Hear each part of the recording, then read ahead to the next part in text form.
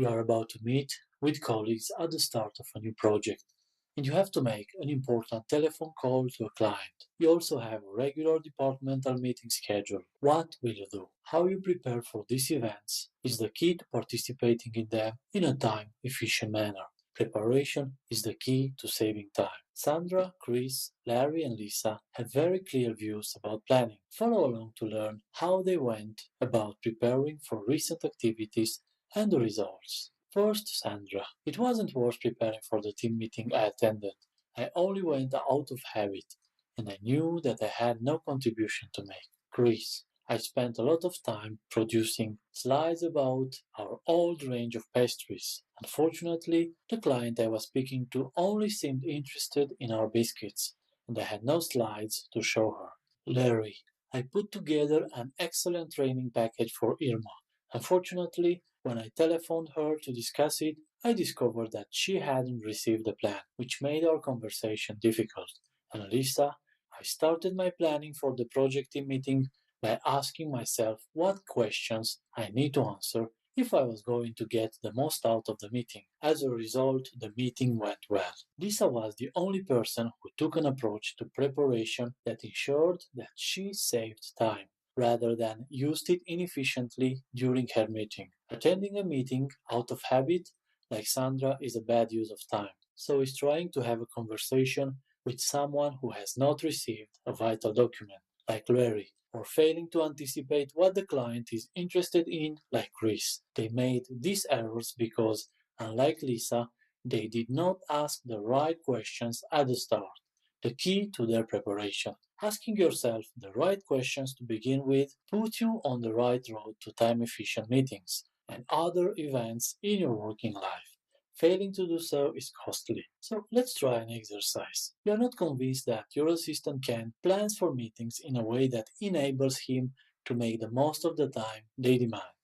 You decide to point out to him the one key requirement of an approach to planning that will save him time. What do you say? These might be your options. 1. Make sure that you allocate plenty of time to planning. 2. Always begin by asking yourself the right questions. 3. Prepare detailed documentation.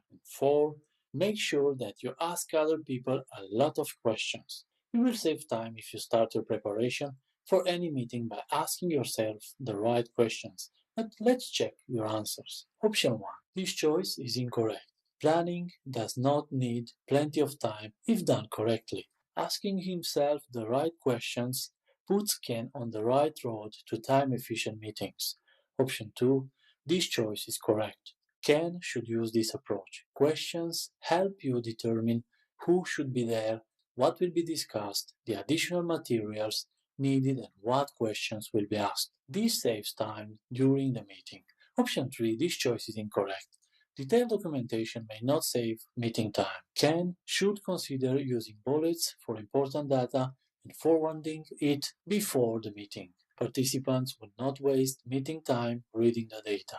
Option 4. This choice is incorrect. Ken should not ask people a lot of questions. His questions should be forwarded to the attendees well ahead of the meeting.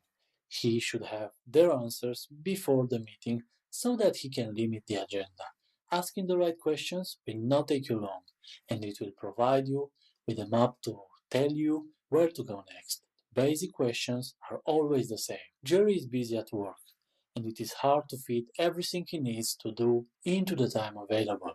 But no matter how pressured he is, he invariably finds time to start the planning process correctly by asking himself 3 questions when an event appears on the horizon. And here you have some examples of useful questions.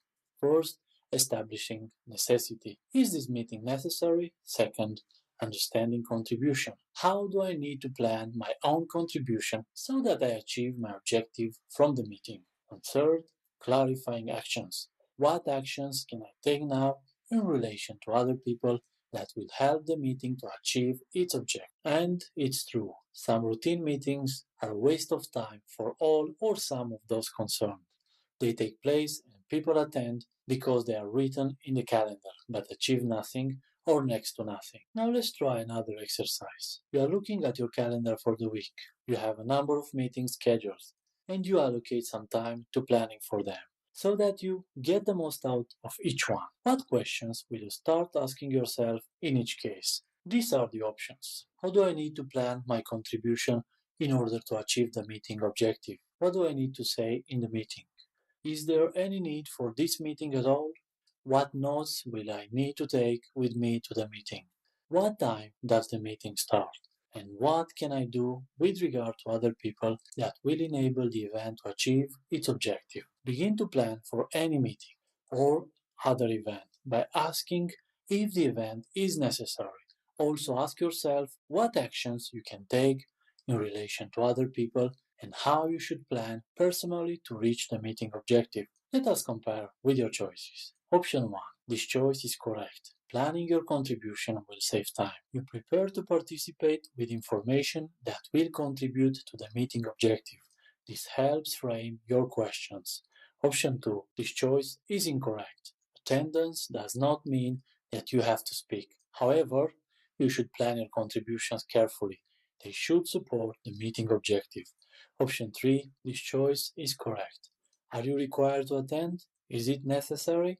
All planned meetings should have a defined purpose, only invite the necessary people, and have an agenda. These steps save time. Option 4. This choice is incorrect. You may not need notes for the meeting. Take the right actions in relation to other participants. Delegating tasks and communicating the right information or instructions in advance will save you a lot of time. Option 5. This choice is incorrect.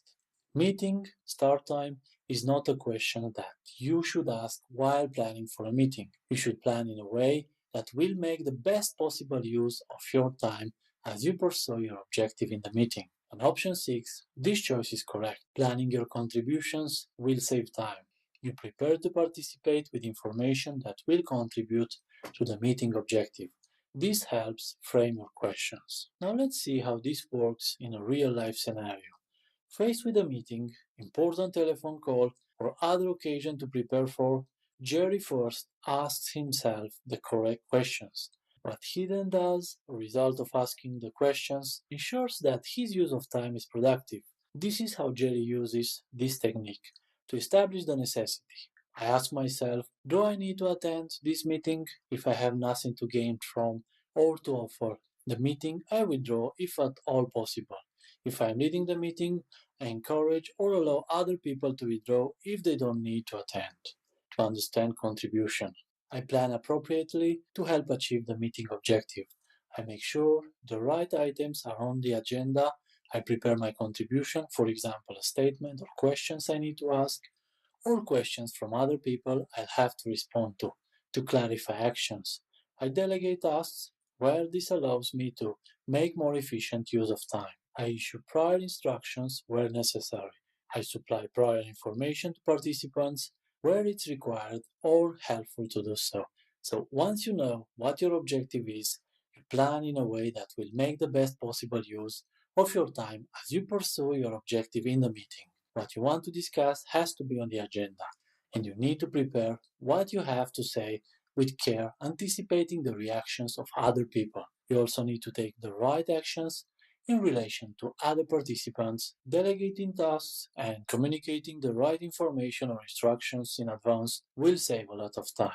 Kate works for marketing. She is on several product development teams because one part of her job is to provide a marketing perspective on upcoming telephone products. She is asked to attend a lot of team meetings. Sometimes her presence is necessary, sometimes is not. Kate recently received agendas for 2 meetings she is invited to attend. Agenda 1, Change in Technology. I emailed the chairperson to say politely that I would not be attending. The agenda made it clear that the issues were technical and had no marketing implications. Agenda 2, Telephone Features. I attended the meeting because it was helpful for people to have marketing input before deciding what features the new phone should have. Kate's approach is a sensible one. She politely excuses herself from the meeting to which she can offer nothing, but attends the meeting to which the marketing department needs to make a contribution. It will not always be possible to get out of attending unnecessary meetings, but unless It is unrealistic or impossible not to do not go to a meeting if you would be better off doing something else. The main objective of the meeting is to improve production. And as Ned, another example employee, believes training is critical, he is right to do all he can to get the subject on the agenda. Approaching the chairperson directly is likely to be successful. However, how Ned prepares his personal contribution will affect whether the time spent on this subject is used well. He needs to plan not only what he wants to say himself, but also think about how he'll respond to any questions or comments from the other supervisors. Ned is right to delegate to a well qualified colleague, and his action in distributing information about his training proposals in advance shows good time management. Now, that was easy. Let us try a case study. Anne is responsible for health and safety for the whole site, which keeps her pretty busy. She spends a lot of time in meetings. On Friday morning this week, for example, she has 2 meetings scheduled. The question is, how successful is Anne in preparing for her meetings so that she uses her time productively? Options could be the following. Anne questions the necessity of her meetings to try to save time. She prepares to contribute in a way that will make good use of time, and to some extent plans to contribute so that she will make good use of time, and takes the right actions in relation to other people in order to use time productively, and takes some of the right actions in relation to other people in order to use time productively. In fact, Anne questions whether the meetings are necessary and plans her own contribution, and takes actions in relation to others that will, to some extent, help her to use time effectively. So, option 1, this choice is correct. Anne has planned a productive meeting. Questioning the necessity of the meeting helps her limit the participants, narrow the scope, and defines the agenda. All are time-saving techniques. Option 2, this choice is incorrect.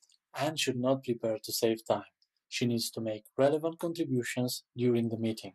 Asking questions and planning her participation helps save time. Option 3, this choice is correct.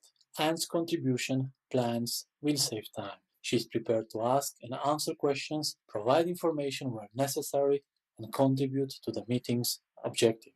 Option 4, this choice is incorrect. Anne has not taken the right actions. She needs to question the meeting's validity, ask herself key questions, and carefully plan her contribution. This saves time. Option 5, this choice is correct.